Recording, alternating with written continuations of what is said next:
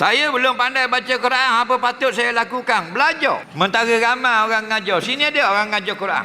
Ada? Ada? Dia belajar. Faham? Rasa malu. Seorang laki-laki India 400 tahun dulu, nama Muhammad bin Muhammad Al-Hanafi. Dia ni lara siapa umur 80. Siapa 80 lara? Oh, lain umur 40 je lara. Dia 80 tu. Nah, 80 insaf. Dia masuk belajar madrasah. Panjang umur dia 40 tahun ngaji. Umur 120 dilantik menjadi mufti India. Bukan mufti besar lah, mufti daerah India. Dan dia sempat memberi fatwa selama 40 tahun, meninggal umur 160. Nak khabar dia mula belajar umur 80. Tapi kita jangan tunggu 80. Tu 400 tahun dulu panjang lagi. Kita ni kau pendek. Dah 2 hari maaf tanah dulu.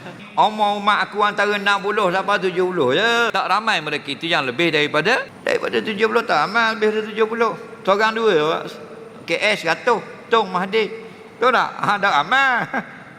Dak 60 pun ramai. Tahu tak? Tengok ni budak-budak belum bermutu. 18 umur 19. Nak. Acur ni lenyek di lori. Nak.